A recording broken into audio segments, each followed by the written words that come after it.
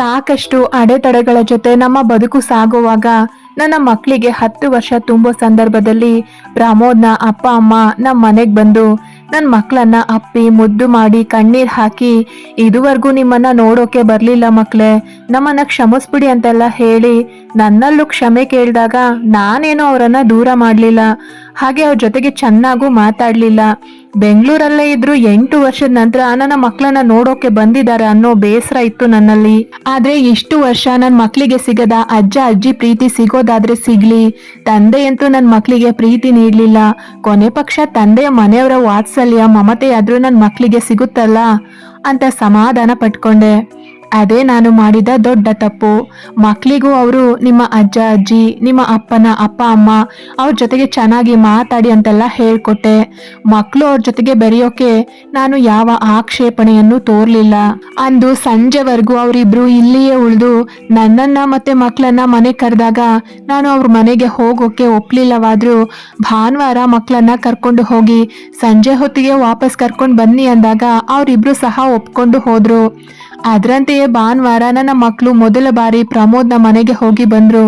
ಅಲ್ಲಿಗೆ ಹೋಗಿ ಬಂದ ಮಕ್ಕಳ ಬಾಯಲ್ಲಿ ಅವರ ಮನೆಯ ಐಶ್ವರ್ಯ ಆಡಂಬರದ ಬಗ್ಗೆಯೇ ಮಾತು. ಅಜ್ಜಿ ಅಷ್ಟು ಚಂದ ನೋಡ್ಕೊಂಡ್ರು, ತಾತ ಏನೇನೋ ಕೊಡ್ಸಿದ್ರು, ನಾವು ಕೇಳಿದ ತಿಂಡಿಯನ್ನೆಲ್ಲ ಕೊಡ್ಸಿದ್ರು, ಚಿಕ್ಕಪ್ಪ ಚಿಕ್ಕಮ್ಮ ಕೂಡ ನಮ್ಮನ್ನ ತುಂಬಾ ಪ್ರೀತಿಯಿಂದ ನೋಡ್ಕೊಂಡ್ರು. ಹೀಗೆ ಬರೀ ಅವರದ್ದೇ ಗುಣಗಾನ. ಮಕ್ಕಳ ವಯಸ್ಸೇ ಹಾಗಲ್ವಾ ಅನ್ಕೊಂಡು ನಾನು ಸಹ ಸುಮ್ಮನೆ ಆದೆ. ನಂತರ ತಿಂಗಳಿಗೊಮ್ಮೆ ಪ್ರಮೋದ್ನ ಅಪ್ಪ ಅಮ್ಮ ತಪ್ಪದೆ ಮನೆಗೆ ಬರ್ತಾ ಇದ್ರು. ಬರುವಾಗೆಲ್ಲ ಮಕ್ಕಳಿಗಾಗಿ ತಿಂಡಿ, ಹಣ್ಣು, ಹಂಪ್ಲು, ಆಟಿಕೆಗಳು, ಹೊಸ ಬಟ್ಟೆಗಳು, ಚಪ್ಪಲಿಗಳು ಎಲ್ಲವನ್ನ ಧಾರಾಳವಾಗಿ ತಂದ್ಕೊಡ್ತಾ ಇದ್ರು. ಆಗ ಸಹಜವಾಗಿಯೇ ನನ್ನ ಮಕ್ಕಳಿಗೆ ಈ ಬಡತಾಯಿಗಿಂತ ಆ ಶ್ರೀಮಂತ ಅಜ್ಜ ಅಜ್ಜಿಯ ಕಡೆ ಆಕರ್ಷಣೆ ಹೆಚ್ಚಾಯ್ತು. ನನ್ನ ಮಕ್ಕಳು ಯಾವಾಗ ನೋಡಿದ್ರು ಬರೀ ಅವರ ಆಸ್ತಿ ಅಂತಸ್ತಿನ ಬಗ್ಗೆ ಮಾತಾಡ್ತಾ, ಅಮ್ಮ ಈ ಮನೇನ ಮಾರಿ ನಾವೆಲ್ಲ ಅಲ್ಲಿಗೆ ಹೋಗೋಣ, ಅಜ್ಜ ಅಜ್ಜಿಯ ಜೊತೆಗೆ ಇರೋಣ ಅಂತ ಹೇಳೋ ಮಟ್ಟಿಗೆ ಅವರಿಗೆ ಪ್ರಮೋದ್ನ ಅಪ್ಪ ಅಮ್ಮ ಇಷ್ಟವಾಗಿದ್ರು. ಯಾವಾಗ ಅಲ್ಲಿಗೆ ಹೋಗಿ ಬಂದ್ರು ಪ್ರಮೋದ್ನ ಮನೆಯ ಸಿರಿವಂತಿಕೆ ಕಂಡು ನಮ್ಮ ಮನೆಗೆ ಬಂದು ಅಲ್ಲಿ ಹಾಗಿದೆ ಹೀಗಿದೆ, ನಮ್ಮ ಮನೆಯಲ್ಲಿ ಏನೂ ಇಲ್ಲ ಅಂತ 2 ಮನೆಯ ಸೌಕರ್ಯಗಳ ಹೋಲಿಕೆ ಮಾಡಿ, ನೀನ್ ಯಾಕೆ ಅವ್ರ ಜೊತೆ ಇರೋದಿಲ್ಲ, ನಾವೆಲ್ಲ ಅಲ್ಲಿಯೇ ಒಟ್ಟಿಗೆ ಇರೋಣ ಬಾರಮ್ಮ, ಅಪ್ಪನಂತೂ ನಮ್ಮ ಜೊತೆಗಿಲ್ಲ, ಅಟ್ಲೀಸ್ಟ್ ಅಜ್ಜ ಅಜ್ಜಿ ಜೊತೆ ಇರೋಣ ಅಂತೆಲ್ಲ ಕರೀತಾ ಇದ್ರು ನನ್ನ ಮಕ್ಕಳು. ಆದ್ರೆ ನಾನೇ ಅವರಿಗೆ ತಿಳಿ ಹೇಳಿ, ಇದು ನಮ್ಮ ಮನೆ, ನಿಮ್ಮ ಅಪ್ಪ ಅಮ್ಮ ನಿಮಗಾಗಿ ಉಡುಗೊರೆ ಕೊಟ್ಟು ಹೋಗಿರೋ ಮನೆ, ಹಾಗಾಗಿ ನಾವು ಇಲ್ಲೇ ಇರೋಣ. ಈಗ ನಿಮ್ಗೆ ಯಾವ ಕೊರತೆ ಇದೆ ಹೇಳಿ, ನೀವು ಬಯಸೋದನ್ನ ಕಷ್ಟಪಟ್ಟು ಕೊಡಿಸ್ತಾ ಇಲ್ವಾ ನಾನು, ನಿಮ್ಮ ಅಪ್ಪನಿಲ್ಲದ ಮನೆಯಲ್ಲಿ ನಾವು ಇರೋದು ಸರಿ ಹೋಗಲ್ಲ ಮಕ್ಳೇ ಅಂತ ಇದ್ದೆ ಹೊರತು ನನ್ನ ಮಕ್ಕಳು ಬಳಿ ಒಂದೇ ಒಂದು ದಿನವೂ ಪ್ರಮೋದ್ನ ಬಗ್ಗೆ ತಪ್ಪಾಗಿ ಹೇಳಿರ್ಲಿಲ್ಲ. ಸತ್ತ ವ್ಯಕ್ತಿ ಮೇಲೆ ಯಾಕೆ ತಪ್ಪಾಗಿ ಹೇಳೋದು, ಮುಗ್ದು ಹೋಗಿರೋ ಕತೆಗೆ ಮತ್ತೆ ಯಾಕೆ ಜೀವ ಕೊಡ್ಬೇಕು ಅನ್ನೋ ಕಾರಣಕ್ಕೆ ನಾನು ಪ್ರಮೋದ್ ಮತ್ತೆ ಅವನ ಮನೆಯವರ ವಿರುದ್ಧವಾಗಿ ಯಾವತ್ತೂ ಮಾತಾಡಿರ್ಲಿಲ್ಲ.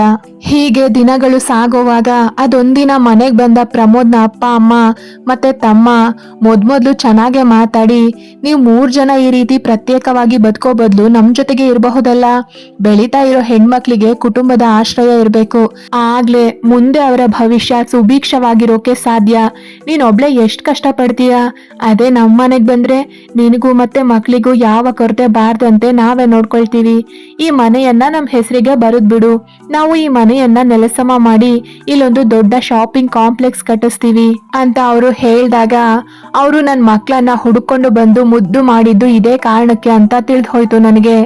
ಹಾಗಾದ್ರೆ ನಾವೆಲ್ಲ ಒಟ್ಟಿಗೆ ಬದುಕೋಣ ಅಂತ ಮಕ್ಕಳು ತಲೆ ಕೆಡಿಸ್ತಾ ಇರೋದು ಇವ್ರೆ ಅನ್ನೋದನ್ನ ಅರ್ಥೈಸ್ಕೊಂಡ ನಾನು, ಇಲ್ಲ ನಾವು ಎಲ್ಲಿಗೂ ಬರೋದಿಲ್ಲ, ಮನೆಯನ್ನು ಸಹ ಯಾರಿಗೂ ಕೊಡೋದಿಲ್ಲ, ನಾವು ಇದೇ ಮನೆಯಲ್ಲಿ ಇರ್ತೀವಿ, ನಿಮ್ಗೆ ಇಷ್ಟ ಆದ್ರೆ ಬಂದು ನಿಮ್ಮ ಮೊಮ್ಮಕ್ಕಳನ್ನ ನೋಡಿ ಮಾತಾಡಿಸ್ಕೊಂಡು ಹೋಗಿ, ಬೇಕಾದ್ರೆ 1-2 ದಿನಕ್ಕೆ ಮಕ್ಕಳನ್ನ ನಿಮ್ಮ ಮನೆಗೆ ಕರ್ಕೊಂಡು ಹೋಗಿ, ಆದ್ರೆ ನಾನಂತೂ ಈ ಮನೆಯನ್ನ ಯಾರಿಗೂ ಕೊಡೋದಿಲ್ಲ, ಮನೆ ನನ್ನ ಹೆಸರಿನಲ್ಲೇ ಇರುತ್ತೆ ಅಂತ ದೃಢವಾಗಿ ಹೇಳಿದಾಗ ಕೋಪಿಸ್ಕೊಂಡ ಪ್ರಮೋದ್ನ ತಂದೆ, ಈ ಮನೆಗೆ ಎಷ್ಟು ಡಿಮ್ಯಾಂಡ್ ಮಾಡ್ತೀಯ ಹೇಳು, ಆ ಹಣವನ್ನ ಕೊಡ್ತೀನಿ, ಆದ್ರೆ ಈ ಜಾಗ ಮಾತ್ರ ನನಗೆ ಬೇಕೇ ಬೇಕು ಅಂತ ಹಠದಲ್ಲಿ ಹೇಳಿದಾಗ ನಾನು ಕೂಡ ಅಷ್ಟೇ ಹಠ ಮಾಡ್ತಾ, ನಿಮ್ ದುಡ್ಡಿನ ಅಗತ್ಯ ಇಲ್ಲ ನನಗೆ, ನಮಗಾಗಿ ಇರೋ ಒಂದೇ ಒಂದು ಸೂರನ್ನ ಕೂಡ ಕಿತ್ಕೊಳ್ಳೋಕೆ ನೋಡ್ತಿರಲ್ಲ, ನಿಮ್ಗೆ ಮನುಷ್ಯತ್ವವೇ ಇಲ್ವಾ ಅಂತ ಜೋರು ಮಾಡಿ ಕಳಿಸ್ದೆ. ಅದ್ರ ನಂತರ ಪ್ರಮೋದ್ನ ಅಪ್ಪ ಅಮ್ಮ ನನ್ನ ಮಕ್ಕಳನ್ನ ಅವ್ರ ಮನೆ ಕರ್ಕೊಂಡು ಹೋಗ್ತೀನಿ ಅಂತ ಹೇಳ್ದಾಗ್ಲೆಲ್ಲ ನಾನು ಬೇಡ ಅಂತ ಹೇಳಿದ್ರು ಕೇಳ್ದೆ ನನ್ನ ಮಕ್ಕಳು ಹಠ ಮಾಡಿ ಅವ್ರ ಜೊತೆಗೆ ಹೋಗ್ತಾ ಇದ್ರು. ಕೀರ್ತನಾಳ ಮೇಲಿರೋ ನಂಬಿಕೆ ಮತ್ತೆ ಧೈರ್ಯದಿಂದ ಕಳಿಸಿಕೊಡ್ತಾ ಇದ್ದೇನಾದ್ರೂ ನನ್ನ ಮಕ್ಕಳು ಅವರ ಅಜ್ಜ ಅಜ್ಜಿಯ ಜೊತೆಯೇ ಹೆಚ್ಚು ಕಾಲ ಕಳೀತಾ ಇದ್ರಂತೆ. ಅವರಿಗೆ ಚಿಕ್ಕಪ್ಪನ ಒಡನಾಟವೇ ಹೆಚ್ಚಂತೆ. ಆದ್ರೆ ನಾನ್ ಮಾತ್ರ ಒಂದು ದಿನಕ್ಕೂ ಹೋಗ್ಲಿಲ್ಲ. ಹಬ್ಬ ಹರಿದಿನ ಪೂಜೆ ಪುನಸ್ಕಾರ ಯಾವುದಕ್ಕೂ ನಾನು ಹೋಗ್ಲಿಲ್ಲ. ಹೀಗೆ 4 ವರ್ಷಗಳು ಕಳೆದು ಹೋಗಿತ್ತು. ಈಗ ನನ್ನ ಮಕ್ಕಳಿಗೆ 14 ವರ್ಷ. ಮೊನ್ನೆ ಪ್ರಮೋದ್ನ ಅಪ್ಪ ಅಮ್ಮ ಬಂದು ಪ್ರಮೋದ್ನ ವಾರ್ಷಿಕ ಪಕ್ಷದ ಪೂಜೆ ಕರೆದಾಗ ನಾನು ಹೋಗದೆ ಇದ್ರೂ ನನ್ನ ಮಕ್ಕಳನ್ನ ಕಳಿಸಿಕೊಟ್ಟೆ. ಇಷ್ಟು ವರ್ಷವೇ ಇರದ ಪೂಜೆ ಈಗ ಯಾಕೆ ಅನ್ನೋ ನಿಲುವು ನನ್ನದಾದ್ರೂ ನನ್ನ ಮಕ್ಕಳಿಗೆ ಇಷ್ಟವಿದ್ಮೇಲೆ ಹೋಗ್ ಬರ್ಲಿ ಅನ್ಕೊಂಡೆ. ಕಳೆದ 4 ವರ್ಷಗಳಿಂದಲೂ ಮಕ್ಕಳು ಪಕ್ಷದ ಪೂಜೆಗೆ ಹೋಗಿ ಮಾರನೇ ದಿನ ಸಂಜೆ ಬರುವಾಗ ಹೊಸ ಬಟ್ಟೆ ಜೊತೆಗೆ ಒಂದಷ್ಟು ತಿಂಡಿ ಹಿಡ್ಕೊಂಡು ಬಂದು ಅಲ್ಲಿನ ಸಿರಿವಂತಿಕೆಯನ್ನ ಹೊಗಳೋದು ಮಾಮೂಲಿಯಾಗಿ ಹೋಗಿತ್ತು.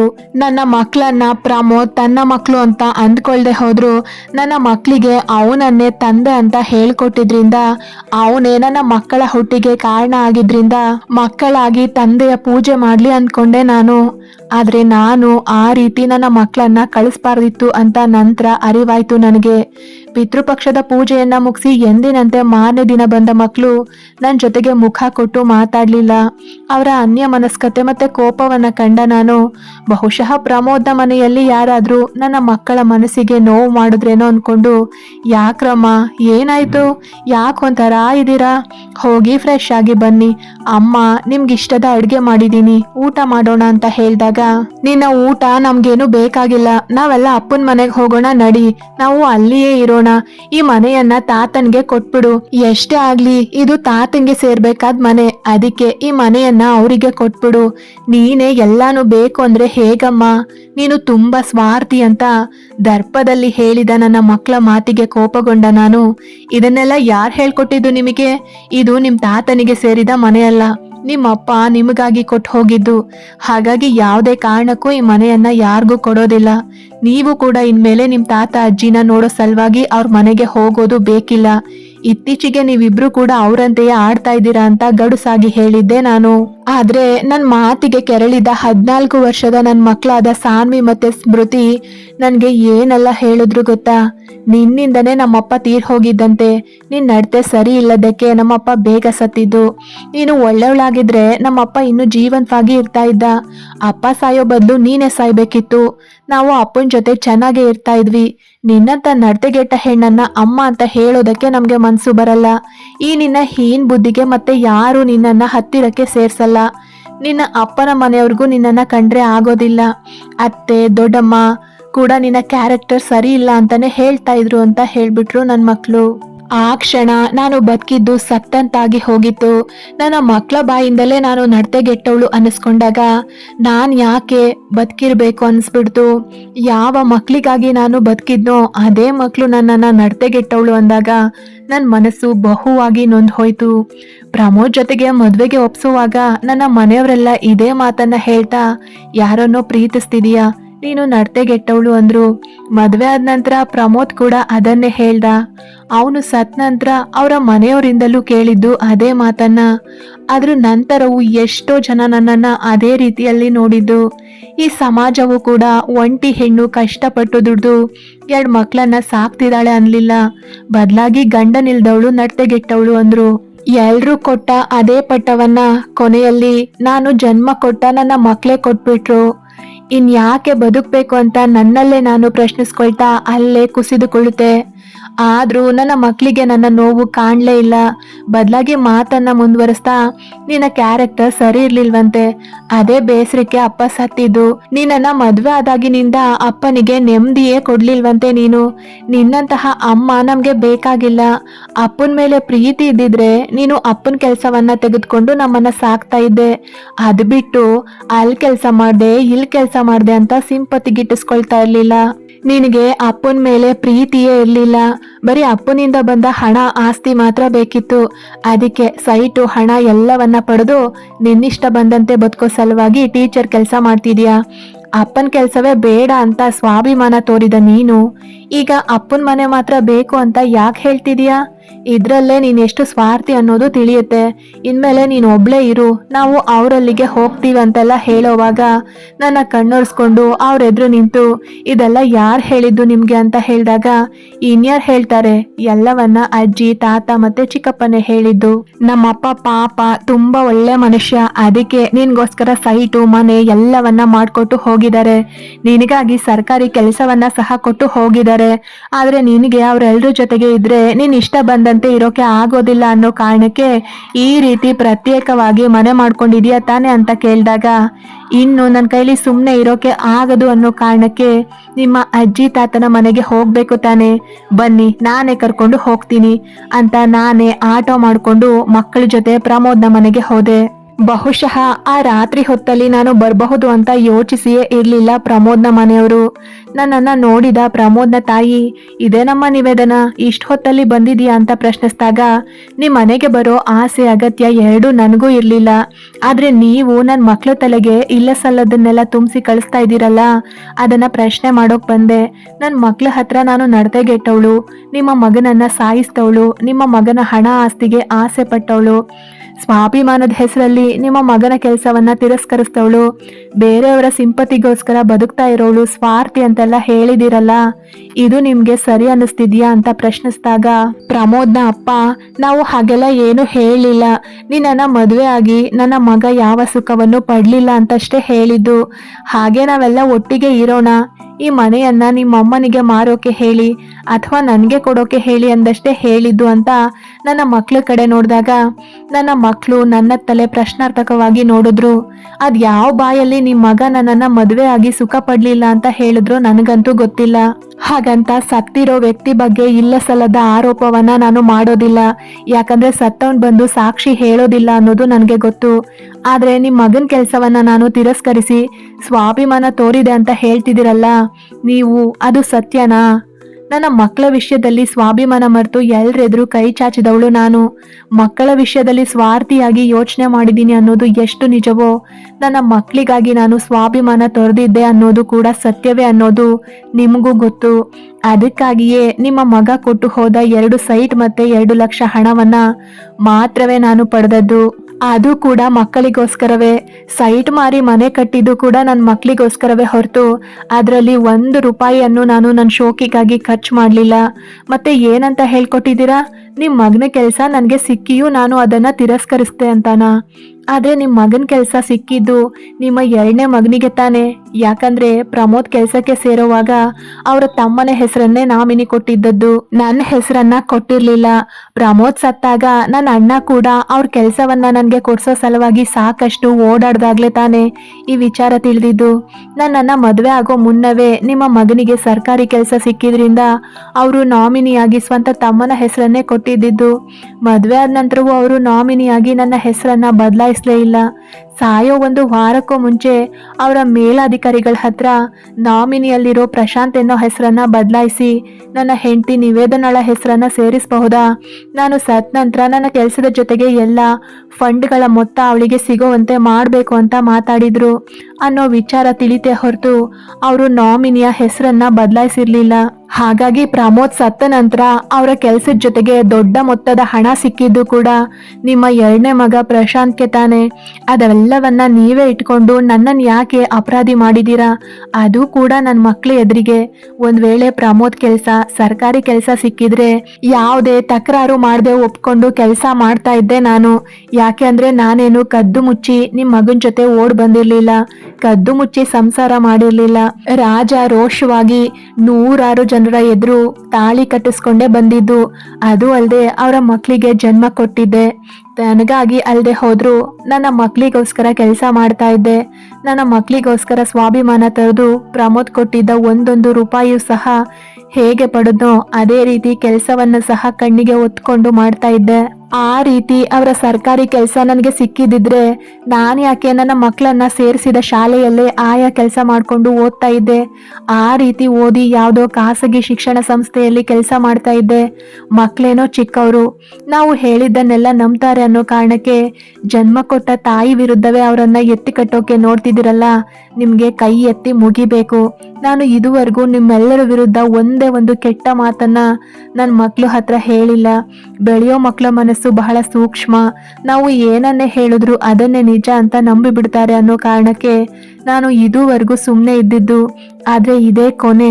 ಇನ್ಯಾವತ್ತು ನನ್ನ ಮತ್ತೆ ನನ್ನ ಮಕ್ಳು ಮಧ್ಯೆ ನೀವೆಲ್ಲ ಬರಬೇಡಿ ಅಂತ ಜೋರು ಮಾಡಿ ನನ್ನ ಮಕ್ಳ ಕಡೆಗೆ ನೋಡಿ, ಈ ಬಡ ತಾಯಿಯ ಮನೆಗೆ ಬರ್ತೀರಾ ಅಥವಾ ಸಿರಿವಂತ ಅಜ್ಜ ಅಜ್ಜಿಯ ಮನೆಯಲ್ಲೇ ಇರ್ತೀರಾ ಅಂತ ಪ್ರಶ್ನಿಸಿದಾಗ ನನ್ನ ಮಕ್ಕಳು ಒಮ್ಮೆ ನನ್ನನ್ನ ಮತ್ತೊಮ್ಮೆ ಅವರ ಅಜ್ಜ ಅಜ್ಜಿಯನ್ನ ನೋಡಿ ಮೌನ ವಹಿಸಿದಾಗ ನನ್ನ ಮೇಲಿನ ಕೋಪಕ್ಕೆ ಪ್ರಮೋದ್ನ ತಾಯಿ ಮತ್ತೆ ತಮ್ಮ, ನೀವಿಬ್ರು ಇಲ್ಲೇ ಇರಿ ಮಕ್ಳೇ, ನಾವೇ ನಿಮ್ಮನ್ನ ಚೆನ್ನಾಗಿ ಸಾಕ್ತೀವಿ, ಅಲ್ಲಿ ಹೋಗಿ ನೀವು ಕಷ್ಟಪಡೋದು ಬೇಕಿಲ್ಲ ಅಂದಾಗ ನನ್ನ ಮಕ್ಕಳು ನನ್ನನ್ನೇ ತೊರೆಯುವಂತೆ ಅವರ ಅಜ್ಜ ಅಜ್ಜಿಯ ಜೊತೆಯೇ ನಿಂತಾಗ ಒಂದು ನಿಮಿಷವೂ ನಿಲ್ಲದಂತೆ ಮನೆಗೆ ಹೊರಟು ಬಂದೆ ನಾನು. ಹಾಗೆ ಒಂಟಿಯಾಗಿ ಬಂದವಳಿಗೆ ದುಃಖವನ್ನೆಲ್ಲ ಯಾರ ಬಳಿಯಾದ್ರೂ ಹೇಳ್ಕೋಬೇಕು ಅನ್ನಿಸ್ತಾ ಇತ್ತು. ಆದ್ರೆ ಹೇಳ್ಕೊಳ್ಳೋರು ಇಂದು ಯಾರು ಇಲ್ಲ. ಯಾಕಂದ್ರೆ ಅನು ಕೂಡ ಬಹಳ ಕಷ್ಟದ ಪರಿಸ್ಥಿತಿಯಲ್ಲಿದ್ದಾಳೆ. ಅವಳೇ ಈಗ ನೊಂದು ಬೆಂದು ಸೋತ್ ಹೋಗಿದ್ದಾಳೆ. ಅವಳ ಬಳಿ ನನ್ನ ನೋವನ್ನೆಲ್ಲ ಹೇಳ್ಕೊಳ್ಳೋಕೆ ಆಗೋದಿಲ್ಲ. ಅದಕ್ಕೆ ಇಂದು ಈ ಡೈರಿಯಲ್ಲಿ ನನ್ನ ಹುಟ್ಟಿನಿಂದ ಹಿಡಿದು ಇಲ್ಲಿವರೆಗಿನ ಎಲ್ಲ ಘಟನೆಗಳನ್ನ ಬರಿತಾ ಇದ್ದೀನಿ. ಡೈರಿಯಲ್ಲಿಯ ಮಾತುಗಳು ನನ್ನಲ್ಲೇ ಇರುತ್ತೆ, ನನ್ನಲ್ಲೇ ಕೊನೆಯಾಗತ್ತೆ. ಆದ್ರೆ ಒಂದು ಬೇಸರ ಏನು ಅಂದ್ರೆ ನನ್ನ ಹೆಸರಲ್ಲಿರೋ ವೇದನೆ ನನ್ನ ಜೀವನದಲ್ಲಿ ಪೂರ್ತಿ ಹರಡ್ಕೊಂಡು ಬಿಟ್ಟಿದ್ಯಲ್ಲ. ನನ್ನ ಜೀವನಕ್ಕೆ ಹೊಂದ್ಕೊಂಡ ಎಲ್ಲಾ ಸಂಬಂಧಗಳಿಂದ ಬರೀ ನೋವು, ನಿಂದನೆ, ತಿರಸ್ಕಾರವನ್ನೇ ಅನುಭವಿಸುವಂತಾಯ್ತಲ್ಲ. ಹೆತ್ತ ಅಮ್ಮ, ಹುಟ್ಟಿಸಿದ ಅಪ್ಪ, ಹೊಡ ಹುಡ್ತವ್ರು, ಕೈ ಹಿಡಿದವರು, ಕೊನೆಗೆ ನಾನೇ ಜನ್ಮ ಕೊಟ್ಟ ಮಕ್ಕಳು ಕೂಡ ನನ್ನನ್ನ ನಡ್ತೆಗೆಟ್ಟವಳು ಅಂದ್ಬಿಟ್ರಲ್ಲ. ಯಾರಿಗಾಗಿ ಬದುಕಿದ್ನೋ ಅವರೇ ನೀನು ಸತ್ರೆ ಚೆನ್ನಾಗಿರ್ತಿತ್ತು ಅಂದ್ರಲ್ಲ. ಇದೆಲ್ಲ ಸಹಿಸೋಕೆ ಸಾಧ್ಯ ಆಗ್ತಾ ಇಲ್ಲ. ಆದ್ರೂ ನಾನು ಬದುಕ್ತೀನಿ. ನನ್ನ ಮಕ್ಕಳಿಗೋಸ್ಕರ ನಾನು ಬದುಕ್ತೀನಿ. ಅವರಿಬ್ರನ್ನ ಒಂದು ಒಳ್ಳೆ ಮನೆಗೆ ಸೇರ್ಸೋವರೆಗೂ ನಾನು ಬದುಕ್ತೀನಿ. ಒಂದು ಸಲ ಅವರಿಬ್ರು ಅವರ ಗಂಡನ ಮನೆಯಲ್ಲಿ ಚೆನ್ನಾಗಿದ್ದಾರೆ ಅಂತ ತಿಳಿದ್ರೆ ಸಾಕು. ಅಲ್ಲಿವರೆಗೂ ನಾನು ಬದುಕಲೇಬೇಕು. ಇಲ್ಲಿಗೆ ನಿವೇದನಾಳ ವೇದನೆ ಕತೆ ಮುಗಿಲಿಲ್ಲ. ಬಹುಶಃ ನಾನು ಸಾಯೋವರೆಗೂ ನನ್ನ ವೇದನೆ ಹೀಗೆ ಸಾಗುತ್ತೆ. ಈ ಡೈರಿಯನ್ನ ಬರೆಯೋಕೆ ರಾತ್ರಿ ಕೂತದ್ದು ಈಗ ಬೆಳಿಗ್ಗೆಯೇ ಆಗೋಯ್ತು. ಅಲ್ಲಿ ನನ್ನ ಮಕ್ಕಳು ಏನ್ ಮಾಡ್ತಾ ಇದ್ದಾರೋ ಗೊತ್ತಿಲ್ಲ. ಇಲ್ಲಿಗೆ ನಿವೇದನಾಳ ಡೈರಿಯ ಕತೆ ಮುಗೀತು. ನಿವೇದನಾಳ ಡೈರಿಯನ್ನ ಪೂರ್ತಿ ಓದಿ ಮುಗಿಸಿದ ಸೌರಭ್ ಒಂದು ಕಡೆ ಕುಳಿತರೆ ನಿರಂಜನ್ ಒಂದು ಕಡೆ ಕುಳಿತಿದ್ದಾನೆ. ಇಬ್ರಿಗೂ ದುಃಖ ಆಗ್ತಿದೆ. ಕೋಪ, ರೋಷ ಎಲ್ಲವೂ ಒತ್ತರಿಸ್ಕೊಂಡು ಬರ್ತಾ ಇದೆ. ಆದ್ರೆ ಯಾರ ಮೇಲೆ ಕೋಪ ತೋರಿಸ್ಬೇಕು, ಯಾರ ಮೇಲೆ ರೋಷ ತೋರ್ಬೇಕು ಅನ್ನೋದು ತಿಳಿತಾ ಇಲ್ಲ. ಇಬ್ರು ಮೌನವಾಗಿಯೇ ಕುಳಿತಲ್ಲೇ 4 ಸಿಗರೇಟನ್ನ ಖಾಲಿ ಮಾಡಿದ್ದಾರೆ. ಯಾರಿಗ್ ಬೈಬೇಕು?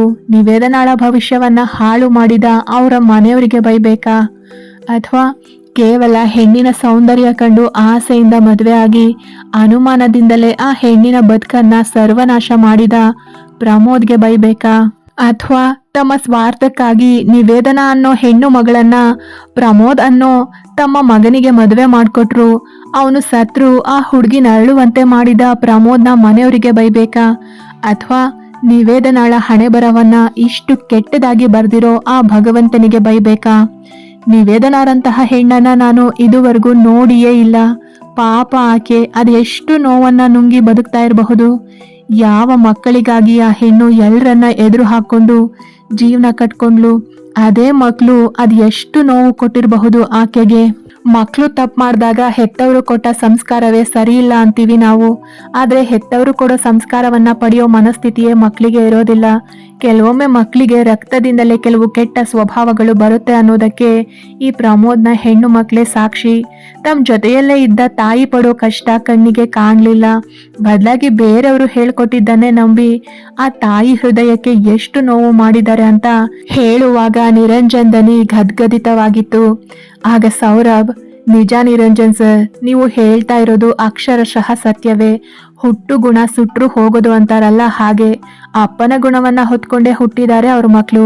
ಮತ್ತೆ ಇನ್ನೊಂದು ವಿಷಯ ಏನು ಅಂದ್ರೆ, ನಿವೇದನಾ ಮೇಡಮ್ ತನ್ನ ಮಕ್ಕಳು ಎಲ್ರ ಜೊತೆಗೂ ಬೆರೀಲಿ ಅಂತ ಅವರ ತವರು ಮನೆಗೆ ಕಳಿಸ್ತಾ ಇದ್ದಾಗ ಅಲ್ಲಿ ನಿವೇದನಾ ಮೇಡಮ್ರ ಅಕ್ಕ ಮತ್ತೆ ಅತ್ಗೆ ಎಲ್ರೂ ಸೇರಿ ಮಕ್ಕಳ ಬ್ರೈನ್ ವಾಶ್ ಮಾಡಿ ನಿಮ್ಮಮ್ಮ ಕೆಟ್ಟವಳು ಅಂತ ಬಿಂಬಿಸಿದ್ದಾರೆ. ಅದೇ ರೀತಿ ಪ್ರಮೋದ್ನ ಅಪ್ಪ ಅಮ್ಮ ಮತ್ತೆ ತಮ್ಮ ಕೂಡ ಹಾಗೆಯೇ ಮಾಡಿದ್ದಾರೆ. ಹಾಗಾಗಿ ಜೊತೆಯಲ್ಲೇ ಇದ್ರು ತನ್ನ ಅಮ್ಮ ಪಡೋ ಕಷ್ಟಗಳನ್ನ ಕಣ್ಣಲ್ಲಿ ಕಂಡ್ರು ಮಕ್ಕಳು ಬೇರೆಯವರ ಮಾತಿಗೆ ಮರುಳಾಗಿ ಹೆತ್ತ ತಾಯಿಯ ನಡತೆ ಬಗ್ಗೆಯೇ ತಪ್ಪಾಗಿ ಮಾತಾಡಿದ್ದಾರೆ. ಪ್ರಮೋದ್ ಕೂಡ ಬದುಕಿದ್ದಾಗ ಇದನ್ನೇ ಅಲ್ವಾ ಮಾಡಿದ್ದು. ಅಷ್ಟೇ ಅಲ್ಲ ನಿರಂಜನ್ ಸರ್, ಅವತ್ತು ಅವ್ರ ಮಕ್ಕಳು ಅವರ ಗಂಡಂದಿರ ಜೊತೆ ಮನೆಗೆ ಬಂದಾಗ ಕೂಡ ನಿವೇದನಾ ಮೇಡಮ್ ಮಾತ್ರ ಸಡಗರದಿಂದ ಮಕ್ಕಳಿಗಾಗಿ ಅಡುಗೆ ಮಾಡೋಕೆ ಬರದಾಡ್ತಾ ಕಾಲೇಜಿಗೆ ರಜೆ ಹಾಕ್ತೀನಿ ಅಂತ ಹೇಳಿದ್ರು. ಆದ್ರೆ ಅವ್ರ ಮಕ್ಕಳು, ನಾವಿಲ್ಲಿ ಉಳಿಯೋಕ್ ಬಂದಿಲ್ಲ, ನಿನ್ನ ಅಕೌಂಟ್ನಲ್ಲಿರೋ ಹಣ ಕೇಳೋಕ್ ಬಂದಿದ್ದೀವಿ, ಒಡವೆ ಸೀರೆ ಕೇಳೋಕ್ ಬಂದಿದ್ದು ಅಂದದನ್ನ ನಾನೇ ಕೇಳಿಸ್ಕೊಂಡೆ. ಅದರ ಅರ್ಥ ಆ ಮಕ್ಕಳಿಗೆ ಈ ತಾಯಿಯ ನೋವು ಎಂದಿಗೂ ತಿಳಿಲೇ ಇಲ್ಲ. ಇದುವರೆಗೂ ಅವರು ವೇದಾರನ್ನ ಪ್ರೀತಿಯಿಂದ ನೋಡಿಯೇ ಇಲ್ಲ. ನಾನು ಪಟ್ಟಂತ ನೋವು ನನ್ನ ಮಕ್ಕಳು ಪಡಬಾರ್ದು ಅಂತ ನಿವೇದನಾ ಮೇಡಮ್ ಮಕ್ಕಳಿಗೆ ಯಾವ ಕಷ್ಟವೂ ಬರದಂತೆ ಬೆಳೆಸಿ ತಪ್ಪು ಮಾಡಿದ್ದಾರೆ ಅನ್ನೋ ಸೌರಭ್ನ ಮಾತು ಮುಗಿಯೋ ಮುನ್ನವೇ, ಸೌರಭ್ ನೋಡಿಲ್ಲಿ 2 ಪೇಜ್ಗಳ ನಂತರ ಮತ್ತೇನೋ ಬರ್ದಿದ್ದಾರೆ ನಿವೇದನಾ ಮೇಡಮ್ ಎಂದು ಮತ್ತೆ ಡೈರಿಯನ್ನ ತೋರಿಸ್ತಾನೆ ನಿರಂಜನ್. 2 ದಿನಗಳ ನಂತರದ ದಿನಾಂಕದಲ್ಲಿ ಬರ್ದದ್ದು. ಇವತ್ತು ನನ್ನ ಮಕ್ಕಳು ಮನೆಗೆ ಬಂದಿದ್ದಾರೆ. ಆದ್ರೂ ಮೊದಲಿನಂತೆಯೇ ಅಂದ್ರೆ ಭಾವನೆಗಳೇ ಇಲ್ಲದಂತೆ ಇದ್ದಾರೆ. ನನ್ನ ಹತ್ರ ಏನು ಎತ್ತ ಏನನ್ನು ಕೇಳಲಿಲ್ಲ, ಏನನ್ನು ಹೇಳಲಿಲ್ಲ. ಬದಲಾಗಿ ಎಂದಿನಂತೆ ಮನೆಗೆ ಬಂದು ಫ್ರೆಶ್ ಆಗಿ ಊಟಕ್ಕೆ ಕುಳಿತುಕೊಂಡ್ರು. ಜೊತೆಗೆ ಮೊದಲು ಹೇಗೆ ನನ್ನ ಜೊತೆಗೆ ಮಾತಾಡ್ತಾ ಇದ್ರು, ಈಗಲೂ ಅಷ್ಟೇ. ನನ್ನ ಬಗ್ಗೆ ಮಾಡಿದ ಆಪಾದನೆಗಳ ಬಗ್ಗೆ ಯಾವೊಂದು ಮಾತಾಡ್ಲಿಲ್ಲ. ಕೀರ್ತನ ನಿನ್ನ ಮಕ್ಕಳಿಗೆ ಬುದ್ಧಿ ಹೇಳಿದೀನಿ ಅಂತ ಕಾಲ್ ಮಾಡಿದ್ರು. ಆದ್ರೂ ಸಾನ್ವಿ ಮತ್ತೆ ಸ್ಮೃತಿ ಹಾಗೇ ಇದ್ದಾರೆ. ಒಟ್ನಲ್ಲಿ ಮತ್ತೆ ನಮ್ಮ ಜೀವನದ ಯಾಂತ್ರಿಕ ದಿನಗಳು ಶುರುವಾಗಿದೆ. 9 ತಿಂಗಳು ಹೊತ್ತು ಹೆತ್ತು ಇಷ್ಟು ವರ್ಷ ಸಾಕಿದ್ರು ನನ್ನ ಮಕ್ಕಳಿಗೆ ನನ್ನಲ್ಲಿ ಬಾಂಧವ್ಯವೇ ಬೆಳಿಲಿಲ್ಲ ಅಂದ್ರೆ ನನಗಿಂತ ನತದೃಷ್ಟ ಹೆಣ್ಣು ಮತ್ತೊಬ್ಳು ಇರೋಕೆ ಸಾಧ್ಯವೇ?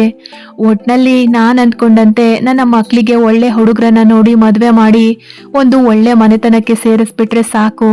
ಇದಿಷ್ಟನ್ನ ಬರೆದು ತನ್ನ ಡೈರಿಯನ್ನ ಮುಗಿಸಿದ್ಲು ನಿವೇದನಾ. ಸೌರಭ್ ಆಗ, ನೋಡಿದ್ರ ಸರ್, ಅಷ್ಟೆಲ್ಲ ಆದ ನಂತರವೂ ನನ್ನ ವೇದ ಅವ್ರ ಮಕ್ಳು ಬಗ್ಗೆಯೇ ಯೋಚನೆ ಮಾಡಿದ್ದಾರೆ. ಅದಕ್ಕೆ ಅನು ಮೇಡಮ್ ಹೇಳ್ತಾ ಇದ್ದಿದ್ದು, ಒಂದು ಹೆಣ್ಣು ಯಾರೆದ್ರಿಗೂ ಅದರಲ್ಲೂ ಗಂಡಸಿನ ಎದುರು ಹೇಳಲಾಗದಂತಹ ಘಟನೆಗಳು ನಿವೇದನ ಬದುಕಲ್ಲಿ ನಡೆದಿದೆ ಅಂತ. ವೇದ ತನ್ನ ಜೀವನದಲ್ಲಿ ನಡೆದ ಅತಿ ಮುಖ್ಯವಾದ ವಿಷಯಗಳನ್ನ ಮಾತ್ರವೇ ಇಲ್ಲಿ ಬರ್ದಿರೋದು. ಆದ್ರೂ ಅವರು ಎಷ್ಟೆಲ್ಲ ಕಷ್ಟಪಟ್ಟಿರಬಹುದು ಅಲ್ವಾ ಅಂತ ನಿವೇದನಾಳ ಡೈರಿಯನ್ನ ಎದೆಗೌಚ್ಕೊಂಡ್ರೆ ನಿರಂಜನ್ ತನ್ನ ಹೆಂಡತಿ ಪ್ರಗತಿಯ ಫೋಟೋದ ಎದುರು ನಿಲ್ತಾನೆ. ಕತೆ ಮುಂದುವರಿಯುತ್ತೆ. ಮತ್ತೆ ಎಪಿಸೋಡ್ ಯಾವಾಗ ಹಾಕ್ತೀರಾ ಅಂತ ವೆಯ್ಟ್ ಮಾಡೋದು ಬೇಡ. ಡೈಲಿ ರಾತ್ರಿ 8 ಗಂಟೆಗೆ ಒಂದೊಂದು ಎಪಿಸೋಡ್ ಹಾಕ್ತೀನಿ ಕರೆಕ್ಟಾಗಿ. ಮತ್ತೆ ಯಾರೆಲ್ಲ ಸಬ್ಸ್ಕ್ರೈಬ್ ಮಾಡ್ಕೊಳ್ದೆ ಕತೆ ಕೇಳ್ತಿದ್ರೆ ದಯವಿಟ್ಟು ಸಬ್ಸ್ಕ್ರೈಬ್ ಮಾಡಿಕೊಂಡು ಕತೆಗಳನ್ನ ಕೇಳಿ. ಹಾಗೆ ಕತೆ ಬಗ್ಗೆ ನಿಮ್ಮ ಅಭಿಪ್ರಾಯನ ಕಮೆಂಟ್ ಮಾಡಿ ತಿಳಿಸಿ.